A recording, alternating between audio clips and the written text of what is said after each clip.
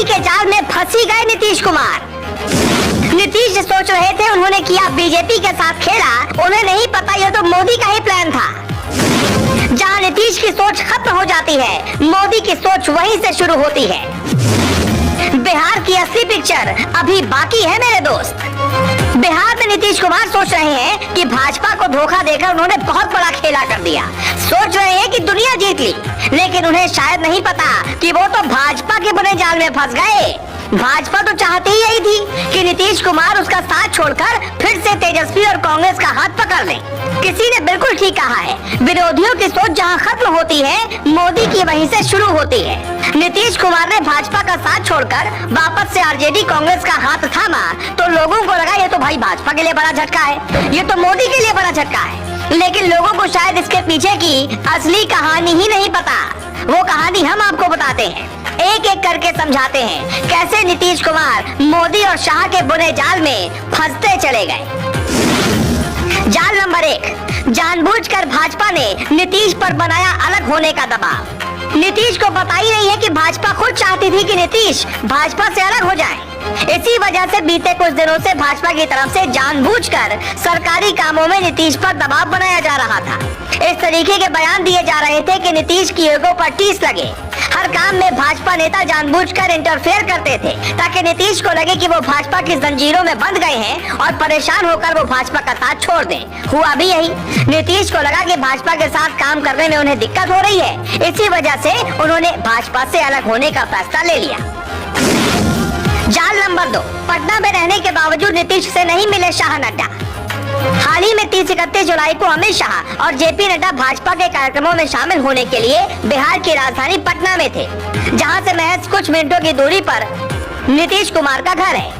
लेकिन उसके बावजूद दोनों ने ही नीतीश को भाव नहीं दिया और उनसे मुलाकात नहीं की, जबकि गठबंधन की सरकार का कायदा यही कहता है कि भाजपा के इतने बड़े नेता अगर बिहार की राजधानी गए हैं तो भले ही कुछ मिनटों के लिए सही वहां के मुख्यमंत्री से मिले। लेकिन शाह और नड्डा दोनों ने ही जानबूझकर नीतीश को भाव नहीं दिया, क्योंकि ये उनके प्लान का ही हिस्सा था।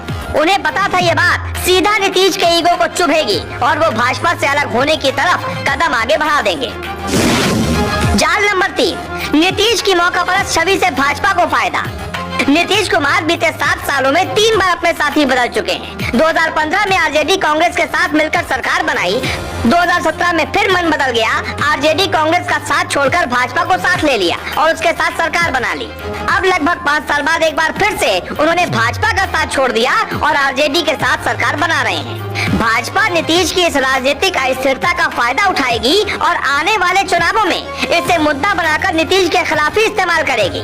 बिहार के लोगों को यह एहसास करवाएगी कि आप वोट किसी को देंगे, सरकार किसी की बनेगी, क्योंकि नीतीश अपने सियासी नफे नुकसान को देखकर फैसले लेते हैं और कभी भी अपने साथी बदल लेते हैं। इसीलिए इस बार भाजपा को पूर्ण बहुमत की सरकार बनवाइए ताकि बिहार को एक स्थिर सरकार मिल सके। जाल नंबर 4, आरजेडी का पत्ता नीतीश से ही कटवाने की प्लानिंग। मोदी शाह को पता है बिहार में अगर पूर्ण बहुमत की सरकार बनानी है तो सबसे पहले आरजेडी का पत्ता काटना होगा, क्योंकि अभी भी आरजेडी का जनाधार बिहार में सबसे ज्यादा है। आरजेडी को नुकसान पहुंच गया तो बीजेपी का रास्ता क्लियर हो जाएगा।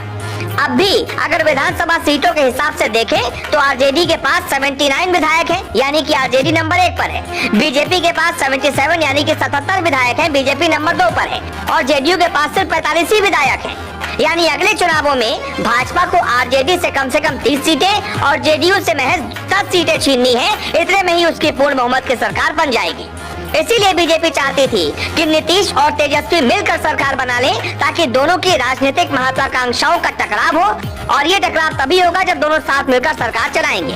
पिछली बार भी नीतीश ने इसी वजह से आरजेडी का साथ छोड़ा था, क्योंकि उन पर आरजेडी और कांग्रेस का दबाव रहता था। लेकिन इस बार नीतीश चाहकर भी लोकलाज के डर से फिर से पारा नहीं बदल पाएंगे और आरजेडी का साथ नहीं छोड़ पाएंगे, मजबूरी में सरकार चलाते रहेंगे। लेकिन हाँ, अंदर ही अंदर वो आरजेडी की जड़ें काटने की पूरी कोशिश करेंगे ताकि वो भी अपनी ताकत का एहसास आरजेडी को करवा पाए। बस मोदी शाह को भी यही चाहिए। बचपन में आपने 2 बिल्लियों की लड़ाई वाली कहानी तो सुनी होगी, जिसमें बंदर यानी कि तीसरी पार्टी का फायदा हो जाता है। बिहार में भी यही होने वाला है। बस आगे आगे देखिए होता है क्या। मोदी और शाह को समझ पाने में नीतीश जैसों को अभी 7 जन्म और लेने पड़ेंगे। ब्यूरो रिपोर्ट, अपना उत्तर प्रदेश।